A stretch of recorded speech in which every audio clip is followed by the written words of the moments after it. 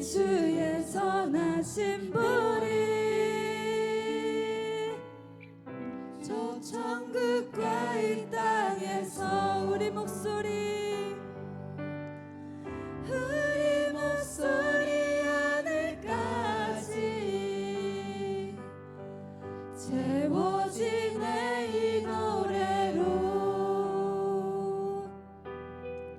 한 가족으로 기뻐해 본향으로 나갈 때. 아멘.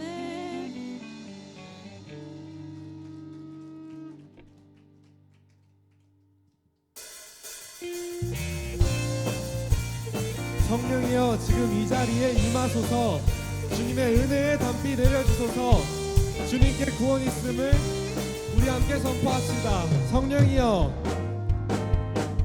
성령이여 임하소서. 내 마른 나의 심령 위에 주님의 은혜의 담비 내려 나를 꽉 적셔 주옵소서. 주의 권세, 주의 권세 주의 능력 지금 이 시간 임하셔서 악한 권세 모두 깨트리고 주님 나라 임하소서. 영광, 영광 할렐루야. 예수와 듭니다. 내게 승리 주네 구원이 되시네. 영광 할렐루야. 예수와 이름이 능력되네 소망이 되시네. 다시 한번 찬양하시겠습니다. 성령이여, 성령이여 임하소서. 내 마른 나의 심령 위에 주님의 은혜에 담비 내려 나를 꼭 적셔 주옵소서. 주의 권세, 주의 능력, 주의 권세 주의 능력 지금 이 시간 임하셔서 악한 권세 모두 깨트리고 주님 나라 임하소서.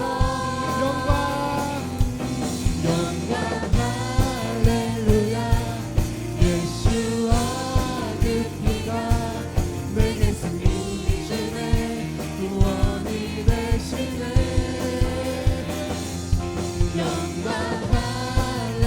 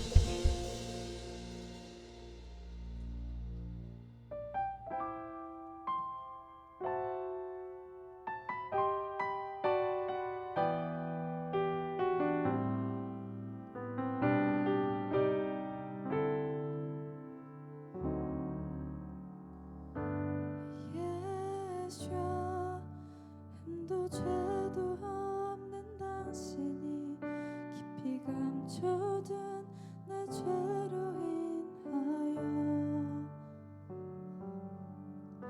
하나님의 어린 양 속죄의 제물 되어 저주받은 나무에 달리셨네.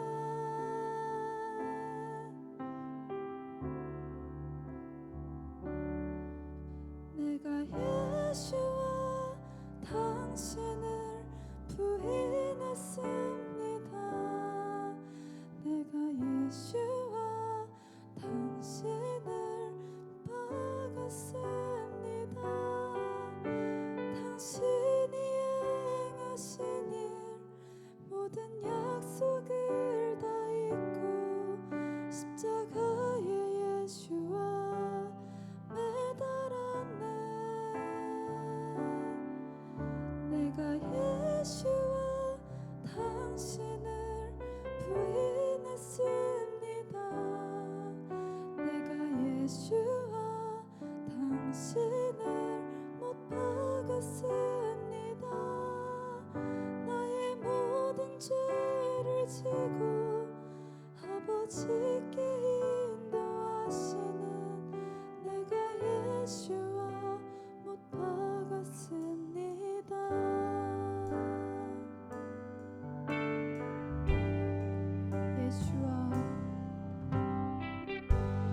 예수와 흠도 죄도 없는 당신이 깊이 감춰둔 내 죄로 인하여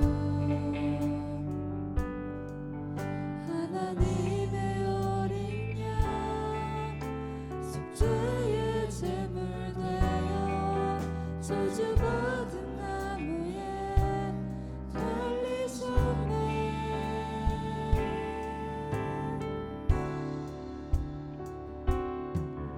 내가 예수와 당신을 부인했습니다. 내가 예수와 당신을 못 박았습니다. 당신이 행하신 일 모든 약속을 다 잊고 십자가에 예수와 매달았네. 내가 예수와 당신을 부인했습니다. 내가 예수와 당신을 못 박았습니다. 나의 모든 죄를 지고 아버지께 인도하시는 내가 예수와 못 박았습니다. 내가 예수와 당신을 내가 예수와 당신을 부인했습니다. 내가 예수와 당신을 못 박았습니다.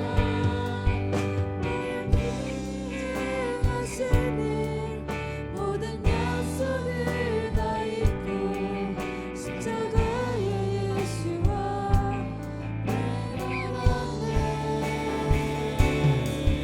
내가 예수와 당신을 부인했습니다. 내가 예수와 당신을 못 박았습니다. 나의 모든 죄를 지고 아버지께 인도하시는 내가 예수와 못 박았습니다.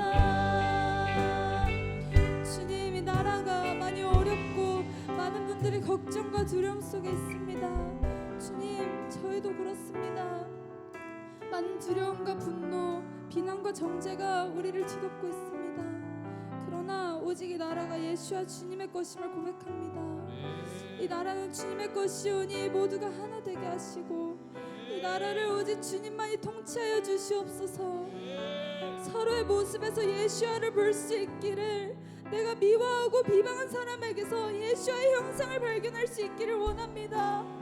그래서 그 예수와를 다시는 못 박지 않기를 간절히 기도합니다.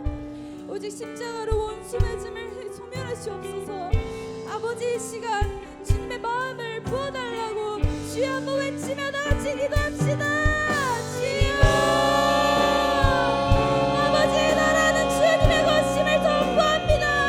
아버지, 주님의 뜻을 행하시옵소서. 아버지, 대한민국이 주님의 나라가 되기를 원합니다. 주님의 자녀가 아버지 다시 일어나기 원합니다. 주님의 사람들이 일어나기를 원합니다. 아버지, 우리 나라를 살려주시옵소서. 아버지, 우리 나라를 통치하여 주시옵소서. 아버지, 나라가 주님의 것임을 아버지, 나라를 통치하시옵소서. 아버지, 대한민국이 주님의 나라로 쓰임받게 하시옵소서. 시아마 시아마 스카라라바라바 스카라라바 스카라라 시아마 시아마 스카라라 시아마 스카라라바. 아버지, 그 비난과 정죄 모든 것을 주님의 보혈로 덮어주시옵소서.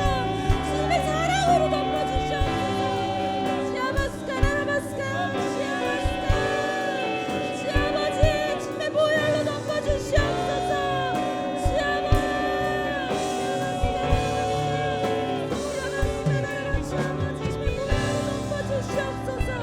아버지, 대한민국이 주님의 나라가 될 수 있게 하시옵소서.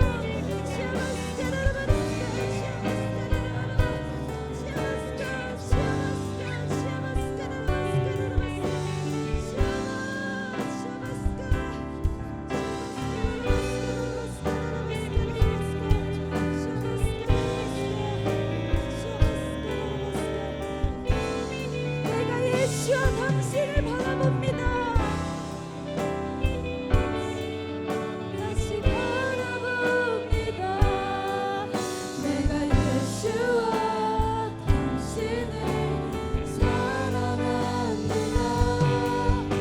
당신이 행하시는 흔들리지 않는 사랑, 깨지지 않는 약속 붙들겠네. 내가 예수와 당신을 다시 바라봅니다. 내가 예수와 당신을 사랑합니다. 덮을 수 없는 사랑, 아버지께 인도하시니 내가 예수와 사랑해. 이 절로 다 함께 고백합시다. 예수와 참사랑과 예수와 참사랑과 평화의 주님, 소망 없이 멀어지는 우리를 하나님과 온전히 화목해 하기 위해 십자가로 막힌 담 하무셨네. 예수와 참사랑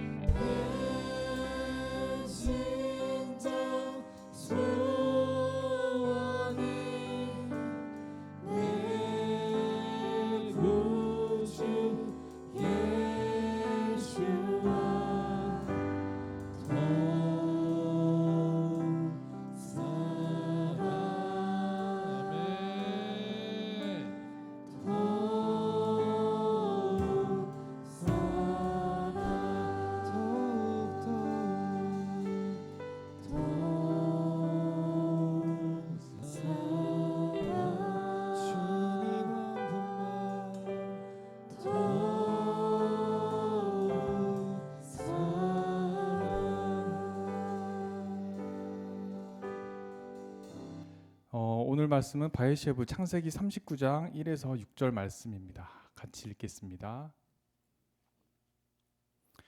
요셉이 이끌려 애굽에 내려가매 바로의 신하 친위대장 애굽 사람 보디발이 그를 그리로 데려간 이스마엘 사람의 손에서 요셉을 산이라. 여호와께서 요셉과 함께 하심으로 그가 형통한 자가 되어 그의 주인 애굽 사람의 집에 있으니 그의 주인이 여호와께서 그와 함께 하심을 보며 또 여호와께서 그의 범사에 형통하게 하심을 보았더라. 요셉이 은혜를 입어 섬김에 그가 요셉을 가정 총무로 삼고 자기의 소유를 다 그의 손에 위탁하니 그가 요셉에게 자기의 집과 그의 모든 소유물을 주관하게 한 때부터 여호와께서 요셉을 위하여 그 애굽 사람의 집에 복을 내리심으로 여호와의 복이 그의 집과 밭에 있는 모든 소유에 미친지라. 주인이 그의 소유를 다 요셉의 손에 위탁하고 자기가 먹는 음식 외에는 간섭하지 아니하였더라. 요셉은 용모가 빼어나고 아름다웠더라. 아멘. 목사님이 되게 부담스럽게 소개해 주셔가지고 말씀 나누기에 앞서서 제가 문자 하나를 보여드리겠는데요. 네, 되게 약간 쑥스러운 문자지만 저한테는 되게 소중한 문자입니다. 23년 3월 9일 작년이고요. 저희가 인도에 있을 때인데 그때 제 아내가 저한테 보내준 문자입니다. 오늘 보시는 창세기 39장 말씀과 그리고 그 내용으로 저한테 기도를 선포해 준 그런 기도입니다. 제가 믿음을 시작한 지는 얼마 안 돼서 창세기도 제대로 읽은 적이 없고 구약에서는 잠언 공부할 때 잠언 읽으면 되게 똑똑해진다 그래가지고 잠언 좀 읽고 그리고 신약에서는 이제 이렇게 사복음서 위주로 많이 읽었는데 그런 저를 위해서 저렇게 기도하는 와이프가 있었고 그리고 저 때 기도해서 나눴던 말씀을 제가 이 자리에서 오늘 나누고 있습니다. 하나님이 행하시는 것 같습니다. 오늘 말씀을 나누게 된 바에셰브는 창세기에 나온 이제 요셉 이야기고요. 제가 뒤에 후반부에 같이 이 말씀을 같이 나누겠습니다. 저한테는 할렐루야, 아멘 하는 소리가 사실은 쉬운 얘기가 아닌데 제가 믿음이 없는 가정에서 자라다 보니까 이런 얘기를 제가 제 입 밖으로 내는 것 자체가 사실은 기적과 같은 얘기거든요. 여기 계신 분들 많은 분이 공감할 수도 있을 것 같다는 그런 생각이 듭니다. 우선 말씀 시작하기에 앞서서 이 자리에 서 보니까 지난 몇 주 동안 말씀을 전해주신 분들이 얼마나 대단한지 알겠더라고요. 준비하시는 과정도 그렇지만 여기 올라와서 이게 성도분 한 분 한 분 바라보면서 말씀을 전하는 분들이 정말 대단하다고 생각합니다. 그래서 믿음의 선배님들께 먼저 감사의 인사를 전하고 싶습니다. 저는 아주 전라남도 장흥이라는 시골 산골짜기에서 태어나서 거기서 자랐고요. 네, 그때는 전기는 들어왔는데 차는 없었고 저희가 어느 정도 꼴창이었냐면 그냥 이제 길거리에 가로등이 없이 그렇게 지낸 게 제가 6학년 때까지 그랬던 것 같아요. 그래서 저희 이제 부모님 세대랑 같이 공감하는 내용이 되게 많은데 그런 제가 6학년 때 서울에 올라왔고 중학교 1학년 때 제 친구 성령 충만한 이름이 충만인데 김충만 충만이의 안내로 제가 살던 제기동의 한 교회를 가게 됐습니다. 교회를 갔는데 냄새가 좀 나요. 냄새가 조금 쾌쾌한 냄새인지 이게 창문 환기가 안 돼서 그런가 싶기도 한데 제 마음에 별로 들진 않더라고요. 그런 느낌이 있고 그것보다도 더 했던 건 뭐냐면 그 성도들이 다 같이 할렐루야를 외치고 또 샬롬 하면서 그리고 또 아멘 아멘 해요. 목사님이 말씀하시면 말끝마다 성도들이 아멘 아멘 하시더라고요. 그런데 어린 저한테는 어떻게 느껴졌냐면 되게 나랑 다른 세상에 살고 있는 어떤 성 위에 살고 있는 사람들이 본인들끼리만 알고 있는 그런 단어들로 마치 교감하는 것처럼 느껴졌거든요. 그런 장벽이 되게 높았던 것 같아요. 그래서 친구 따라서 몇 번 간 교회에서는 사실은 실제로 마음을 열기가 굉장히 어려웠었습니다. 제가 사실은 이렇게 믿음이 있게 된 것까지는 뭐 많은 사람들은 기적이라고 얘기를 할 수도 있는데, 네, 사실은 보통 사람들이 보기에는 되게 시련과 큰 고난, 아픔이 있었고요. 그 얘기들을 하나씩 제가 나눠 보겠습니다. 이게 1998년 제가 대학교 2학년 때 굉장히 혈기왕성했을 때인데, 저희 과 학생 회장을 제가 하고 있었고요. 그래서 이제 대학생이니까 술을 많이 마셨겠죠. 술을 많이 마시고 후배들과 같이 취한 상태에서 후배들을 학교 방에다가 이제 추운 겨울이었으니까 재우려고, 제가 문이 다 잠겨져 있는데 창문이 열려 있는 것 같아서 그 벽으로 올라가서 창문을 열고 재우려고 그랬어요. 그래서 2층까지는 올라갔거든요, 벽을 타고. 근데 우리 교회 한 2층 높이 되는 벽인데, 그때 제가 운동을 엄청 많이 해가지고 몸이 되게 좋았어요. 태권도, 합기도 뭐 할 거 없이 엄청 했습니다. 그렇게 올라가다가 갑자기 뒤로 훅 떨어졌어요. 이 정도 높이였는데 떨어지고 나서 잠깐 이렇게 기억을 잃었는데 다시 정신을 차려 보니까 발가락이 안 움직여요. 네, 정말 말 그대로 발가락 하나 까딱할 수가 없더라고요. 손도 멀쩡하고 머리도 멀쩡하고 상체는 움직일 수가 있는데 엉덩이부터 발 끝까지 약간 먹먹한 느낌만 있지 아무것도 움직일 수가 없었어요. 그렇게 되면 사실은 상체를 일으킬 수도 없거든요. 무슨 상황인가 잠깐 생각을 했죠. 그런데 그러고 나서 제가 병원 응급차에 실려서 이제 가까운 학교 근처 병원으로 갔고, 거기서 하반신 마비라는 거예요, 지금 상태가. 그래서 수술이 거기서는 불가능하고, 그 고려대학교 안암병원으로 급하게 제가 이송이 됐거든요. 이송이 돼서 의사가 한 얘기는 더 충격적이었죠. 이게 수술이 잘 될지 안 될지 모르고, 그리고 지금 상태가 뼈 하나, 척추뼈 하나가 완전히 부서지는 바람에 그 자리에 뼈들이 부서져서 신경에 박힌 상태인 거예요. 그래서 다리 쪽은 만지지도 못하고 그냥 고통만 있는 상태였거든요. 감각은 고통밖에 없어요. 그 발가락이 움직일 수도 없는, 그런데 고통은 느껴져요. 너무 힘들죠. 성공 확률이 얼마 안 된다고 하더라고요. 할 수 있는 수술은 제 뼈니까 제 엉덩이 뼈 하나를 잘라다가 그 부서진 척추뼈에다가 박을 수밖에 없다. 그래서 그런 수술을 하기로 마음 먹고 이제 했죠. 그리고 수술실에 들어가기 전에 제가 있었던 그 고려대학교 안암병원 그 입원실에서 대기를 하는데 그게 한 5층, 6층 정도 됐던 것 같아요. 이게 누워 있는데 무슨 생각을 하냐면, 아까 말씀드린 것처럼 제가 운동을 되게 좋아해서 그때 몸이 정말 펄펄 날아다니는 그런 상황이었거든요. 근데 누워서 발가락도 하나 꼼짝 못하고 평생 이렇게 살면 안 되겠다, 그냥 차라리 떨어져 죽고 싶다라는 생각을 했는데, 떨어져 죽을 수도 없어요. 혼자 창문까지 갈 수가 없잖아요. 되게 많이 힘들었죠. 그리고서 제 옆을 보니 그 같이 있던 정형외과 병실에 저랑 비슷하게 입원한 분이 같은 수술을 하고, 그분은 휠체어를 타고 계시더라고요.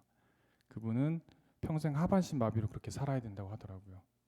저도 그런 장면을 생각하면서 제 마음도 아팠고 저희 부모님의 마음도 굉장히 아프셨겠죠. 그리고 나서 수술을 하고 너무나 감사하게도 회복이 좀 되었습니다. 회복이 돼서 이제 재활 훈련을 열심히 하고 이 보조기를 차고, TV에서 보시는 것처럼 이제 서는 것부터 하거든요. 이렇게 세우는 것부터 해요. 워낙 오랫동안 누워 있으니까 2달 정도 누워 있었는데 처음에는 천천히 세우기만 하고, 그리고 그 다음에 이제 서 있는 것 자체를 시키고, 그리고 이제 한 발씩 걷는 거, 이제 이런 재활 훈련을 했죠. 그렇게 2번의 수술을 하고 멀쩡하게 지금 보시는 것처럼, 물론 뭐 후유증이 조금은 있겠지만 지금 잘 여기 서 있습니다. 정말 기적과 같은 일이죠, 그죠? 이런 기적을 경험하면 없던 믿음도 생길 텐데 제 주변에서 기도를 많이 해주셨는데도 불구하고 제가 믿음이 생기진 않았어요. 이런 저와는 좀 다르게 제 아내는 그야말로 믿음의 가정에서 낳고 자란 그런 사람입니다. 모태신앙이고요. 저희 장인 장모님도 굉장히 열심히 믿음 생활을 하세요. 제가 처음 제 아내를 만났을 때 저희 학교 대학교 동아리 후배였는데 이제 모임을 가서 처음 알게 됐고요.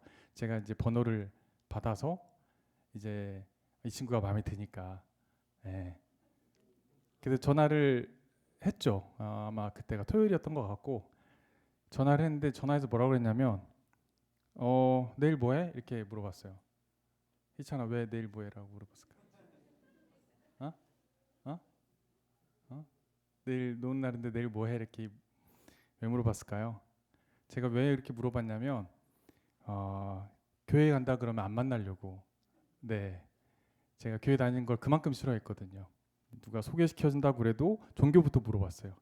교회 다닌다고 하면 얼굴도 안 보고 전화번호도 안 받았습니다. 근데 이제 하나님께서 준비하셨던 사람인지 제가 제 아내는 그 마음을 정말 놓을 수가 없어서 제가 열심히 대시를 해서 저희는 그렇게 결혼했습니다. 부모님이 굉장히 반대는 심하셨는데 심하셨는데도 불구하고 허락해 주셔서 저희가 결혼은 교회에서 했어요. 네. 그리고 목사님이 오셔서 네, 해주시고 인도를 해주시고 그렇게 하고 저희가 선우를 네, 그 다음에 결혼한 이듬해 이제 선우를 낳고 선우랑 같이 2015년도에 저희 가족들이 제가 이제 근무하는 회사에 인도 주재원으로 발령을 가게 됩니다. 거기 가서 굉장히 열심히 일을 했죠. 재밌게 잘 살았고 가족들이 많이 재밌었어요. 예, 즐기면 살았는데 이제 코로나가 조금 안정을 찾아가던 2021년 8월 27일 아침 오전 7시 15분이었고요. 또 한 번의 시련, 고통이 좀 찾아오죠. 네, 많은 분들이 작년에 목사님이 얘기를 하신 걸 알고 있는데 제가 그 사진이나 이런 걸 이번에는 준비를 안 했어요. 근데 그 충격적이기도 하고 뭐 혹시 수술 내용이라 이런 거 보시면 안 좋을 것 같아가지고 근데 그때 어떤 상황이었냐면 멈춰있던 컨테이너를 저희 차가 시속 100km로 그냥 가면서 그 눈 깜짝할 사이에 기사가 이제 졸음운전 때문이었는데 눈 깜짝할 사이에 앞에 있는 차를 박았고요. 그 사고로 인해서 제가 좀 다치게 됐죠. 처음에는 멀쩡했어요. 네, 이렇게 사고가 나는 거가 영화처럼 부딪히는 그 장면을 제가 보는데 슬로우 모션처럼 이렇게 기억이 나요. 이렇게 부딪히고 차가 앞에 찌그러지고 에어백이 터지고 제 손에 들고 있던 그 사과를 먹고 있었는데 그게 이제 사과가 튀어나가고 그런 것들은 다 기억이 나요. 그리고서 터진 에어백 자리에 뿌옇게 이렇게 가스 같은 게 새어나오고 처음에는 괜찮아서 차에 내려서 상황을 좀 살폈죠. 배가 좀 아프더라고요. 배가 좀 아프구나 싶었는데 시간이 지나면 지날수록 그 아픈 게 너무 아픈 거예요. 정말 제가 맹장 수술도 해보고 말씀드린 것처럼 하반신 마비도 돼보고 했는데 배가 너무 아파요. 그 나중에 알고 보니까 뱃속에서 그 안전벨트가 약간 헐거웠는데 그 압력 때문에 창자가 눌려서 창자가 터진 거예요. 네, 소장과 대장 쪽 부분에 창자가 터져서 피가 복부에 한 2리터 정도 찬 상황이 됩니다. 이게 기절하고 깨어나고 기절하고 반복하고 이런 걸 제가 많이 해봤죠. 그 허리 다쳤을 때도 그렇고 이번에서도. 그런데 피가 너무 많이 났나 봐요. 지금 제가 몸무게가 67kg 정도 되는데 찾아보니까 성인 남자 70kg 남자가 피 2리터를 정확하게 흘리면 죽는다고 나와 있더라고요. 그러니까 죽었던 상황이 저한테 이제 직면했던 거죠. 그 소형 앰뷸런스를 타고서 병원을 기사가 막 정신없이 찾아 헤매는데 가면은 의사가 없어요. 인도 시골 병원이니까 또 갔어요. 이게 혈압 같은 거 체크하고 상황이 정상적은 아닌데 이젠 기계가 없어요. 막 그런 상황이 계속 반복되면서 이렇게 더 큰 병원을 찾아 계속 헤매는데 한 서너 시간은 흘렀던 것 같아요. 그때부터는 어떤 상황이 벌어지냐면 다리랑 팔에 감각이 없어져요. 감각이 없어지고 배에서 그렇게 아팠던 통증이 느껴지지가 않습니다. 근데 더 무서운 건 뭐냐면 눈앞이 보이지 않기 시작해요. TV 화면처럼 지직거리다가 갑자기 아무것도 안 보여요. 이거보다 더 무서운 건 뭐냐면 제 정신이 멀쩡한데 귀에서 소리가 들리질 않아요. 제 회사 동료분만 차에 타고 있었는데 옆에서 정신 차리라고, 이렇게 자면 안 된다고 정신 차리라고 하는데 그 소리가 정말 이제 희미하게 들려요. 저는 정신은 있는데 소리가 안 들리는 거예요. 너무 무섭죠. 그리고서 마지막에 이렇게 제가 숨을 쉬다가 저도 모르게 알게 돼요. 이게 내가 쉴 수 있는 마지막 호흡이구나. 네, 이렇게 숨을 쉬는 이 마지막 호흡이라는 걸 알거든요, 직감적으로. 그래서 제가 옆에 계신 분한테 그랬죠. 아내랑 아들한테, 그때 아내랑 아들은 한국에 코로나 때문에 한국에 가 있어서 전화 통화도 안 되는 상황이었거든요. 옆에 계신 분한테 제가 마지막 얘기를 하죠. 사랑해 희연아, 그리고 사랑해 선우야, 하나님께 맡기겠습니다.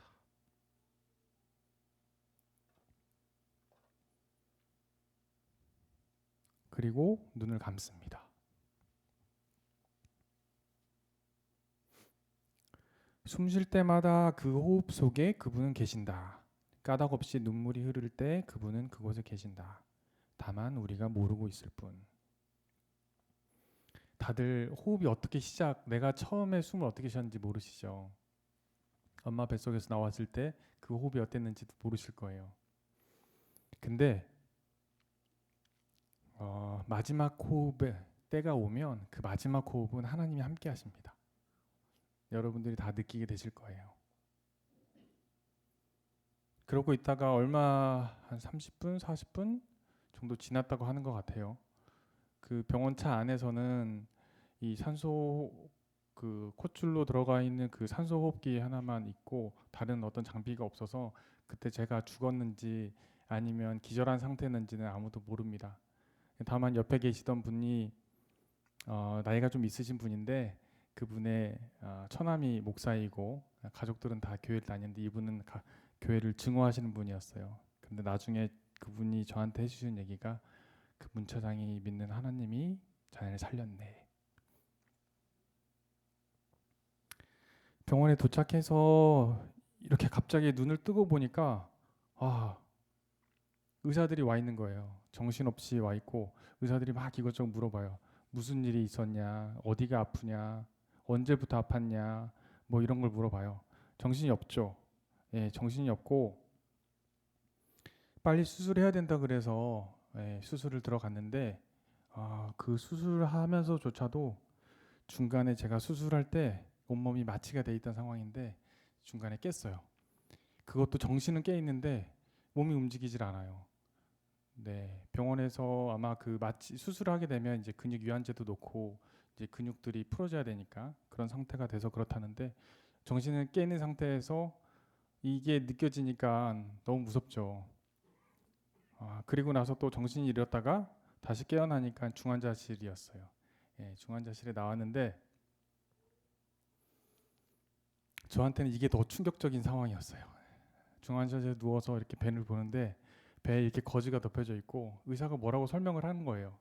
내용은 잘 모르겠고 그런데 나중에 이렇게 잠깐 있다가 이 부분을 소독해야 된다 그래서 이렇게 봤더니 배가 여기 위에서부터 여기 배꼽 아래까지 쭉 갈라져 있고요. 배꼽이 어디 있는지도 몰라요. 그리고 배 구멍이 뻥 2개가 뚫려 있는 거예요. 이게 무슨 상황이냐 이렇게 물어보니까 안에 장기가 너무 심하게 상해서 일단 손상된 장기는 다 드러내고 그리고 대장 쪽으로 연결된 그 위쪽 창자는 숨을 쉬고 얘가 좀 살아야 되니 구멍을 하나 내서 얘를 살려놨다는 거예요. 그럼 화장실은 다른 쪽 창자를 밖에 끄집어내는 거예요. 그리고 거기에 장루백이라고 하는 그런 배변 주머니를 붙여놨더라고요. 저도 액션 영화도 많이 보고 했는데 그런 거는 이런 처참한 광경이 제 배에서 있으리라고는 상상도 못했죠. 근데 그런 상황에서 갑자기 머릿속에 스쳐간 단어가 감사였어요. 네, 머리가 좀 더 다친 것 같은데 배보다는 이게 지금 상황이 정리가 안 된 건지 갑자기 감사라는 단어가 떠오르더라고요. 근데 그 감사가 그냥 내가 살아서 그래도 살았으니까 감사하다 이런 감사가 아니에요. 분명히 저는 그 전에 제가 죽었고 제가 다시 살아났는데 그게 제가 아닌 어떤 다른 존재가 살아났다는 그거에 대한 감사? 예, 어쨌든 이유는 명확하게 알 수 없는데 그때 감사라는 단어가 머릿속에 박혀서 그 다음부터는 계속 감사를 제가 얘기를 하고 다녔어요.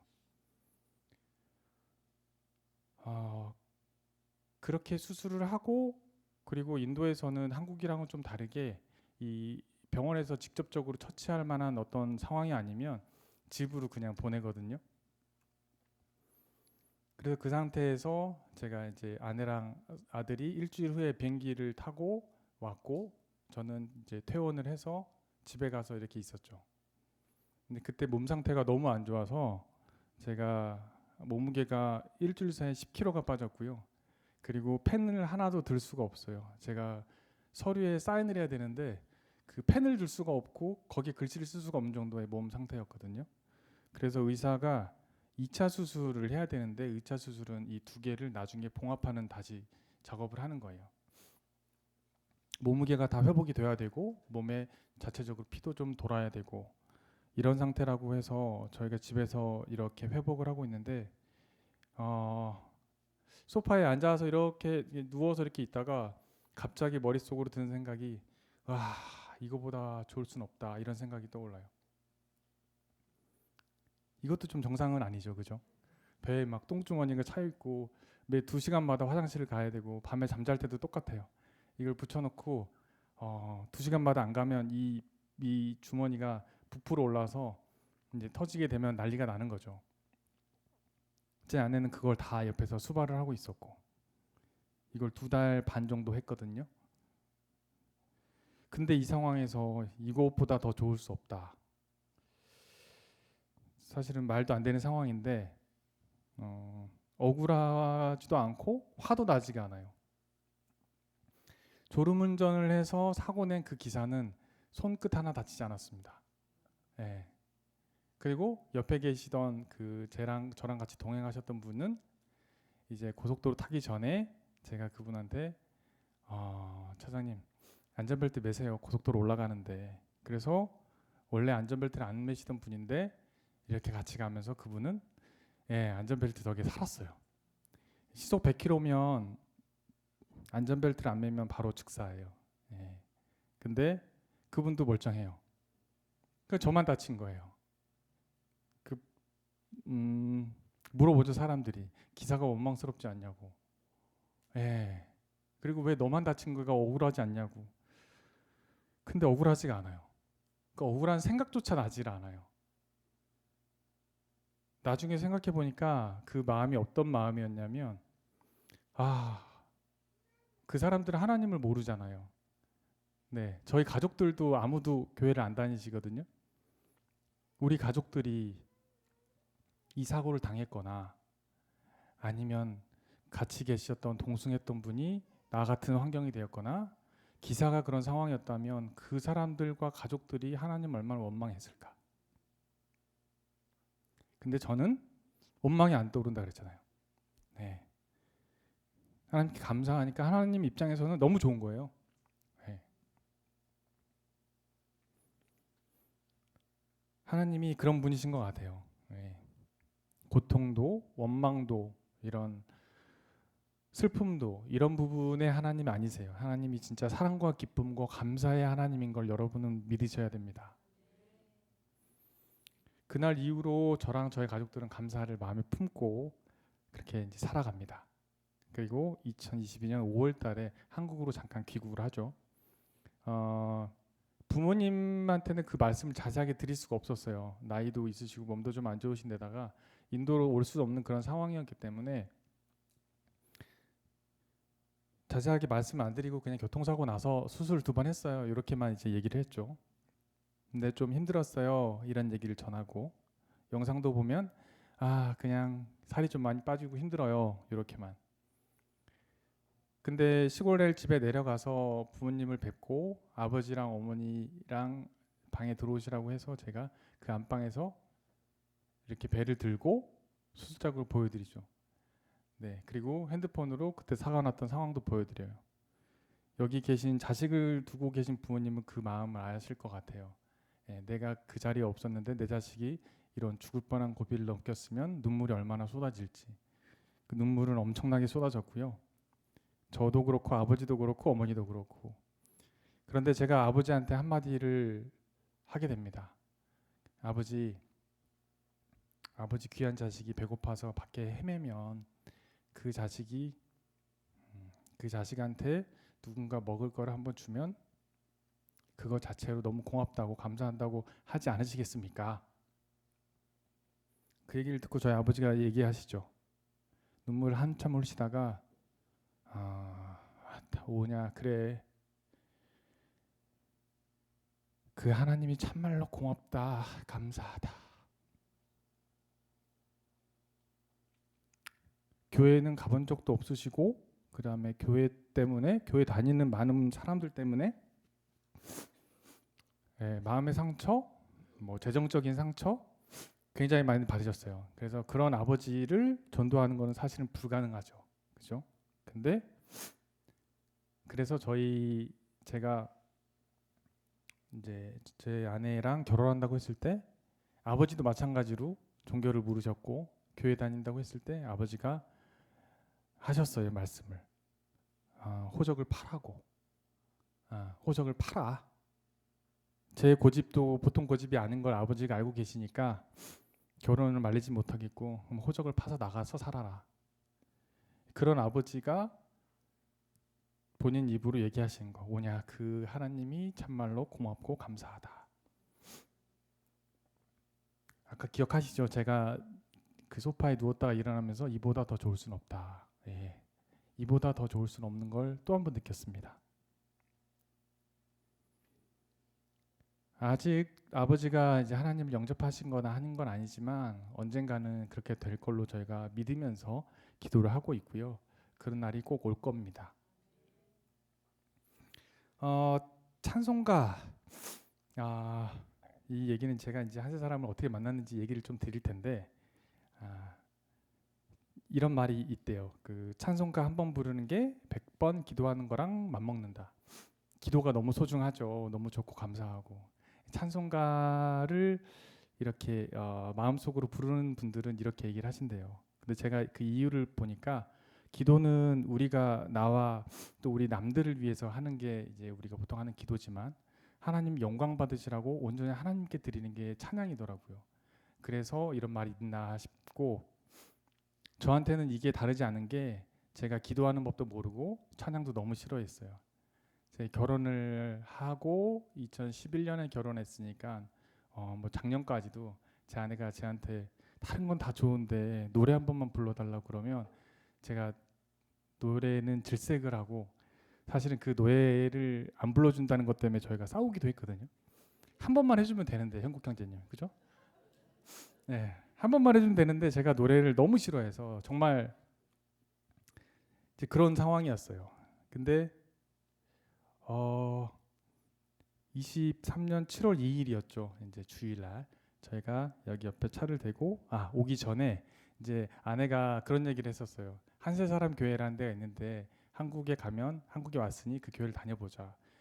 이제 저는 아내가 이게 인도에서 그 동영상으로 한세 사람 예배를 드리고 또 목사님 말씀을 듣고 이렇게 하는 걸 보면서 별로 감흥이 없었거든요.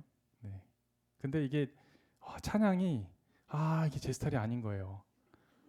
이게 막 시끄럽고 그냥 저는 그냥 피아노 한 대로 이렇게 차분하게 이렇게 해야 되는데 그게 어떤 마음의 안정감도 주고 그런 찬양인데 이게 좀 아닌 것 같은 거예요. 그래서 그날 출발한 날 아침도 저랑 선우의 아들이랑 아내랑 오다가 제가 얘기했어요. 가보고 일단 아니면 그냥 딴 데 가자. 예. 제가 그 정도로 싫어했거든요. 그래서 이 주차를 이렇게 하고 2부 예배였죠. 이렇게 나왔죠. 주차하고 나오는데 이미 뭔가 좀 불길하죠. 뭐가 막 소리가 웅웅웅 소리가 막 들려요. 이게 좀 약간 좀 그런데 그래도 여기까지 왔으니까 어쩔 수 없잖아요. 이게 문을 열고 들어왔는데 충격적이죠. 어떤 느낌이었냐면 그날의 그 상황이 제 머릿속에도 남아 있고 제 아내가 기록한 거에도 있는데 태유랑 이제 현진이가 여기서 찬양을 하고 그것까지는 좀 나은데 형국 형제가 있는데 지금 보면 너무 좋은데 저한테는 그랬어요. 아내는 드럼을 치고 있고 일렉을 하고 있고 이게 무슨 교회에서 찬양을 하는 건지 너무 들어오자마자 약간 충격을 좀 받았는데 일단 들어와서 아내랑 같이 저기 앞자리 정도에 제가 앉았어요. 앉자마자 눈물이 흘러내립니다. 눈물이 흘러내리거나 쏟아진다는 표현으로는 좀 부족하고요.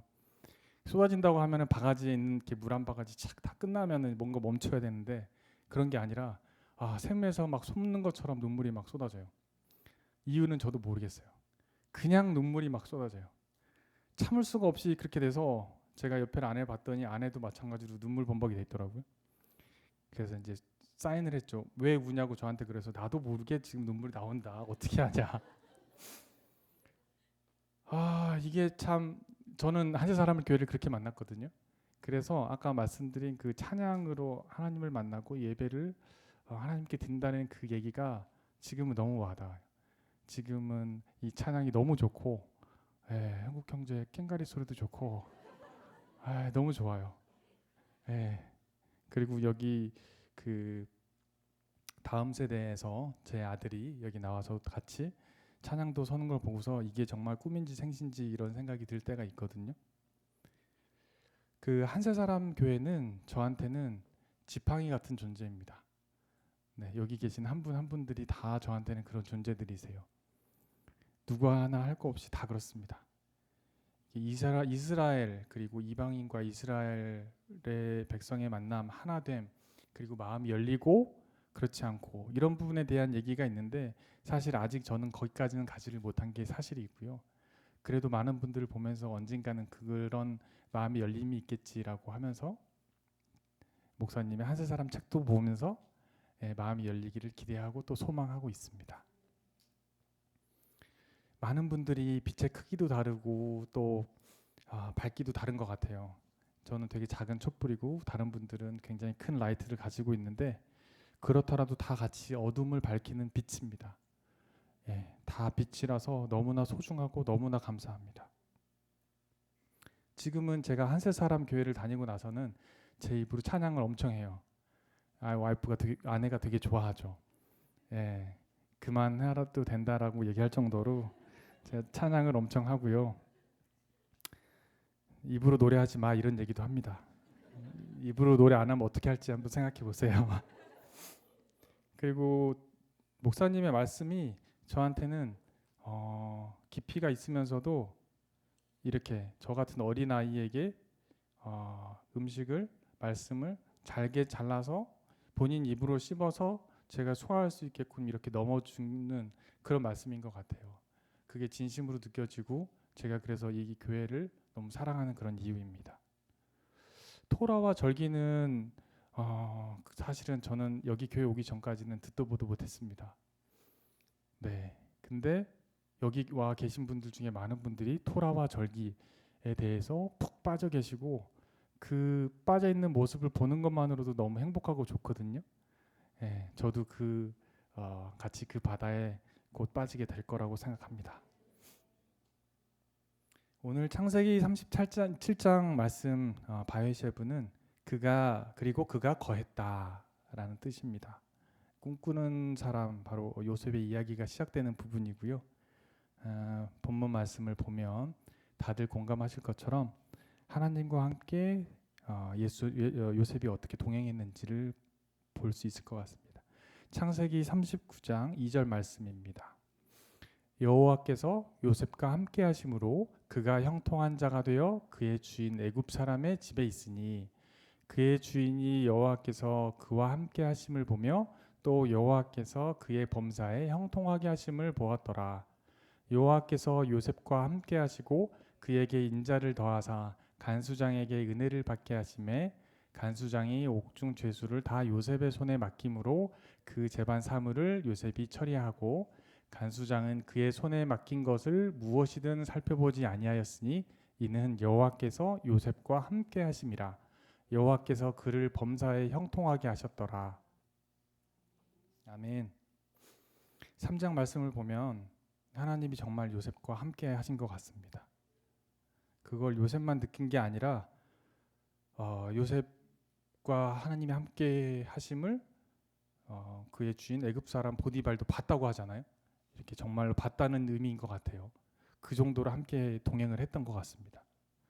그리고 함께 있음으로 형통하였다라고 얘기하는데 이 히브리어로는 제가 찾아보니까 마즐리야흐라는 성공하다라는 의미인 것 같아요. 이 형통한 사람은 원망과 불평 또 자기 연민에 빠져 있지 않고 정말 진취적이고 긍정적인 사람이라고 합니다. 하나님과 함께하면 이런 일들이 자연스럽게 벌어진다고 하고요. 형통하다, 우리가 평소에 잘 쓰지 않는 표현이라 제가 다른 성경 말씀엔 어떻게 써있나 궁금해서 말씀을 찾아봤습니다.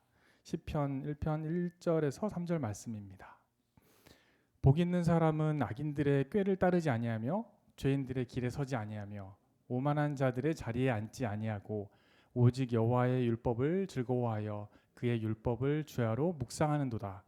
그는 시냇가에 심은 나무가 철을 따라 열매를 맺으며 그 잎사귀가 마르지 아니함 같으니 그가 하는 모든 일이 다 형통하였더라. 아멘. 여기 이제 비유로 나온 걸 보면 저희가 시각적으로 상상할 수 있잖아요. 나무가 철을 따라 열매를 맺는다. 말하자면은 이게 하나님의 순리대로 이루어진다는 얘기인 것 같아요. 어떤 결과만을 보고 결과만에 대한 그런 성공 이런 것보다는 정말 그 처음부터 끝까지 하나님의 뜻대로 이루어진다는 얘기인 것 같고요. 나무가 철을 따라 열매를 맺는 게 어떻죠? 열매는 철에 따라서 나무에서 자연스럽게 맺혀지는 거거든요. 우리가 하는 게 아니죠.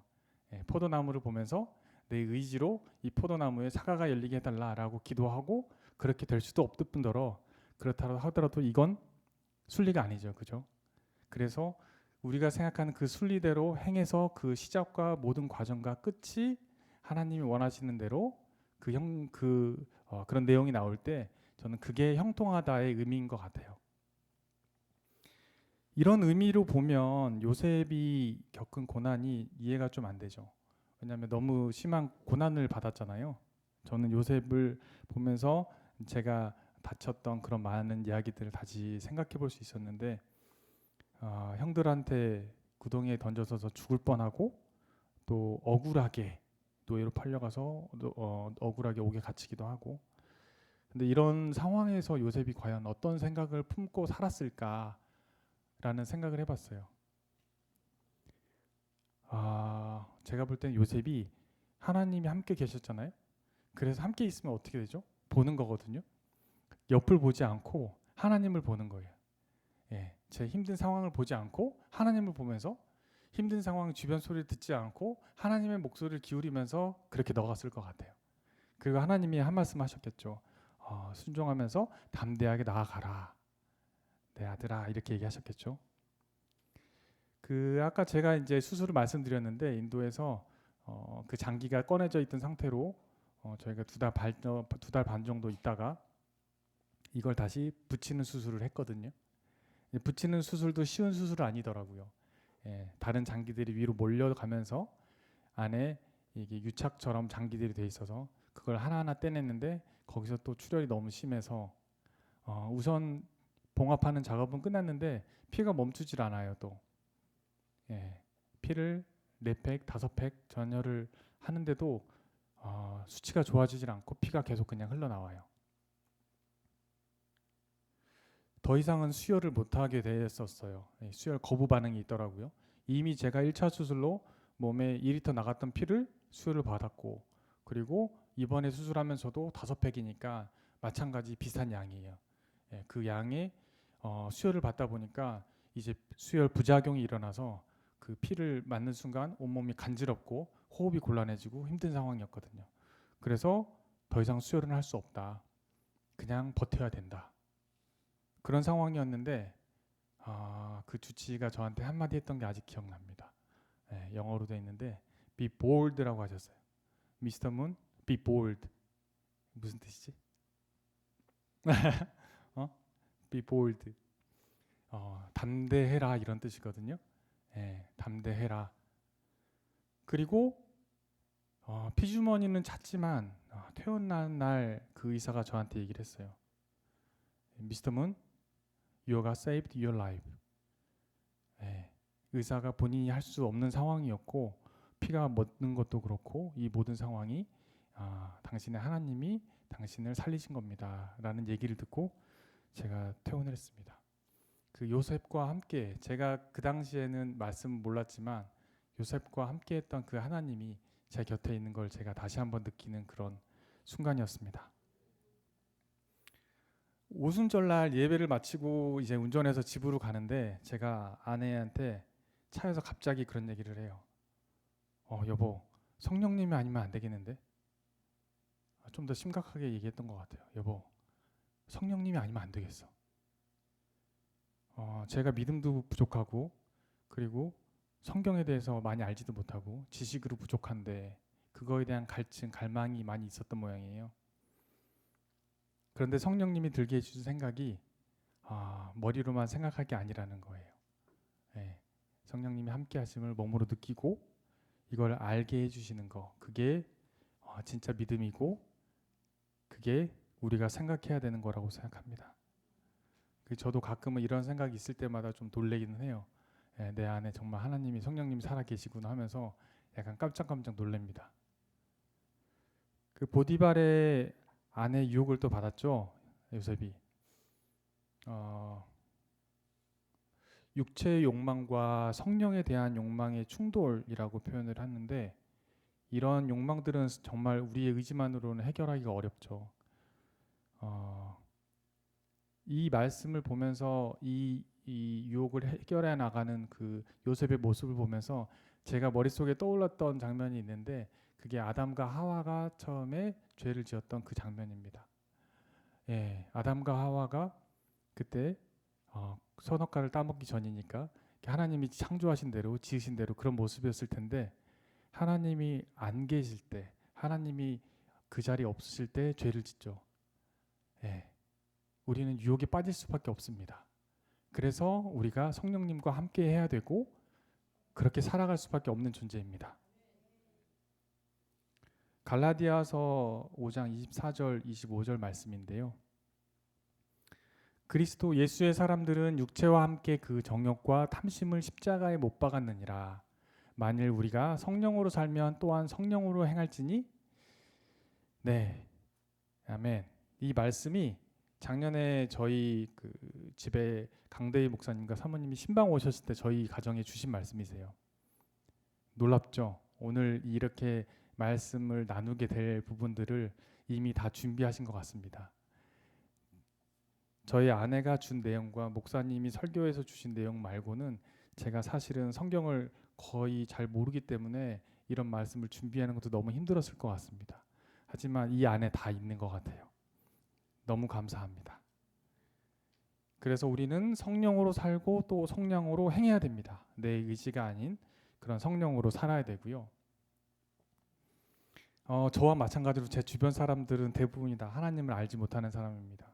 여러분들은 믿음이 있으시기 때문에 믿음이 없는 사람들이라고 얘기하실 수 있을 것 같은데 제 표현을 하자면 그 사람들은 믿음이 없는 게 아니라 하나님을 알지 못하는 겁니다. 네, 하나님을 모르기 때문에 하나님에 대해서 감정을 막 표출할 수 있고 하나님을 모르기 때문에 그 말씀을 막 욕되게 할 수도 있습니다. 이번 주에 바이셰브를 묵상을 하면서 하나님과 동행하는 삶 속에서 우리가 형통하는 모습을 보여주는 게 진짜 어쩌면 전도의 키가 되지 않을까 이런 생각을 해봤습니다. 작년 이맘때 목사님이 바이시에브 말씀을 전해주실 때도 믿는 자의 삶을 통한 전도에 대해서 굉장히 강조를 해주셨거든요. 너무나 공감받고 옳은 말씀인 것 같습니다. 저는 글쓰기를 잘 못하거든요. 그래서 저는 20대생이었는데 글쓰기를 잘 못해서 글쓰기 책도 많이 찾아봤어요. 20대생은 글쓰기가 두렵다 뭐 이런 책. 그 뭐 갈망은 있었죠. 그래서 회사의 글쓰기는 잘합니다. 업무 보고 자료라든가 이런 건 되게 잘해요. 근데 제가 일기도 안 쓰고 그리고 뭔가를 다른 제 주변의 상황에서 일어나는 내용을 기록하는 그런 습관도 없습니다. 근데 제 아내는 달라요. 매일 기록합니다. 네, 매일 기록해요. 오늘 있었던 일들도 기록할 텐데 일기도 쓰고 꿈도 쓰고 꿈에서 나타난 그런 말씀 그리고 말씀을 읽고 나면 주시는 감동도 다 적어놔요. 아주 상세하게 적어놓습니다. 오늘 여기에 나온 대부분의 기록들이 다 제 아내가 기록한 그 기록을 참조해서 작성한 겁니다. 고맙습니다. 그래서 저와 제 아내 그리고 가족의 삶 속에서 나타난 수많은 성령님의 행하신 그런 일들은 제 아내가 다 기록을 해놓고 있습니다. 차곡차곡. 거기에는 제가 이제 회사에서 일상생활을 하면서 나눴던 그런 말씀에 대한 부분이라든가 이런 것도 같이 기록이 돼 있는데요. 지난달에 제가 회사 업무 때문에 당진에서 오랫동안 출장을 갔었습니다. 머문 적이 있었는데 저희 팀원은 이제 저 포함해서 10명인데 그 10명이 다 이제 교회를 다니지 않죠. 아직 하나님을 모르는 사람들인데 저녁 식사를 하는데 한 친구가 갑자기 얘기를 해요. 팀장님, 근데 요즘에 갑자기 평안이라는 단어가 머릿속에 자꾸 떠올라요. 약간 놀랍죠. 제가 올해 초에 가정 샤밧을 저희가 시작을 하면서 마음속에 품고 있던 단어가 두 개인데 안식과 평안이라는 단어였거든요. 평안이라는 단어를 보통 입에 올리기가 어렵죠. 근데 그날 그 친구가 그 평안이라는 단어를 얘기를 하는 거예요. 그래서 되게 자연스럽게 제가 그날 거기 있는 친구들한테 하나님에 대해서도 얘기를 하고 샤밧에 대해서 얘기하고 안식이 뭔지 평안이 뭔가에 대해서도 얘기를 자연스럽게 꺼내서 나눴던 것 같아요. 더 궁금하면 저한테 오면 제가 교회 데리고 간다고 했습니다. 너무 부드럽게 받아들여요. 그 친구들이 그런 얘기를 하면. 왜냐하면 그게 삶 속에서 나타난 얘기들이거든요. 제가 출근길에 이렇게 이제 운전을 하면 제 아내가 저한테 감사를 100번 외치면서 가라고 얘기를 해요. 저는 아내의 말을 잘 듣는 착한 남편이기 때문에 정말 감사를 얘기하고 다닙니다. 운전해서 감사합니다. 오늘 하루도 감사로 시작하게 해주셔서 감사합니다. 이렇게 차 가는 내내 얘기를 하고 가요. 그러면 너무 좋은 일이 많이 생겨요. 아침에 사람들을 보면 그 표정을 보면 너무 밝게 웃음이 나와요. 그럼 다들 궁금해하죠. 무슨 일이 있었던 건지. 저는 그 상태에서 그냥 그대로 놓습니다. 다들 궁금해하도록. 너무 좋아해요. 밝게 웃고 아침 일찍. 어쩌면 어떤 사람들은 그래요. 제가 당진 출장에 가 있었을 때 제가 이렇게 밝게 웃는 아침 모습을 못 봐서 많이 아쉬웠다고 얘기를 해줄 정도로.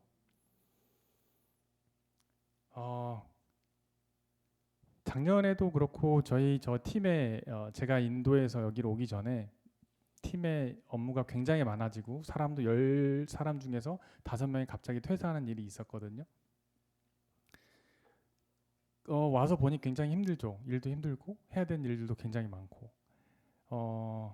그런데도 불구하고 제가 그 친구들이랑 같이 있으면서 또 감사를 외쳤죠.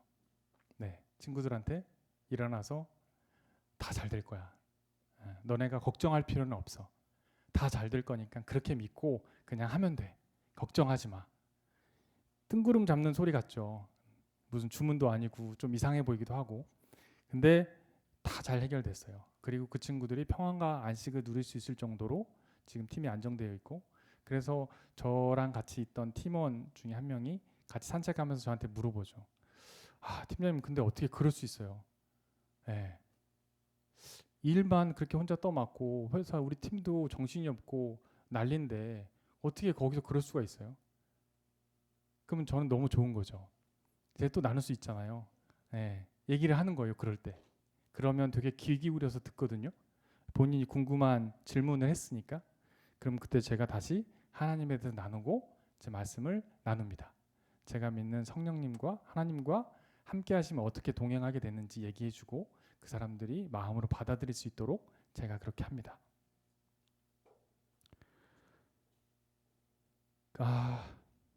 시간이 생각보다 짧은데요. 좀 더 할까요? 그리고 그가 거했다. 바에셰브, 하나님이 함께 하심을 통해 간수나 바로 왕이 하나님께로 돌아오는 역사가 일어났던 것처럼 나와 여러분 안에 거하시는 하나님, 그 하나님으로 또 그 밝은 성령님의 빛 때문에 내 가족과 주변들이 하나님을 만나고 싶어서 견딜 수 없는 그 상황이 되는 게 기대되지 않습니까? 이 모든 걸 간절하게 소망합니다. 요셉과 함께 계신 하나님, 그 하나님은 너무 놀랍게도 지금 우리와도 함께 계시고요. 하나님이 말씀의 하나님이고 또 약속의 하나님인 걸 믿으십니까? 세상 끝날까지 함께 하시겠다는 하나님이 우리와 함께하고 계십니다. 그래서 하나님과 함께 하시면 저희는 모두 다 형통한 사람입니다. 오늘 이 하나님이 어떻게 저희한테 약속하셨는지 마태복음 말씀으로 오늘 이 시간을 마치도록 하겠습니다. 예수께서 나와 말씀하여 이르시되 하늘과 땅의 모든 권세를 내게 주셨으니 그러므로 너희는 가서 모든 민족을 제자로 삼아 아버지와 아들과 성령의 이름으로 세례를 베풀고 내가 너희에게 본보한 모든 것을 가르쳐 지키게 하라. 볼지어다 내가 세상 끝날까지 너희와 항상 함께 있으리라 하시느라. 감사합니다.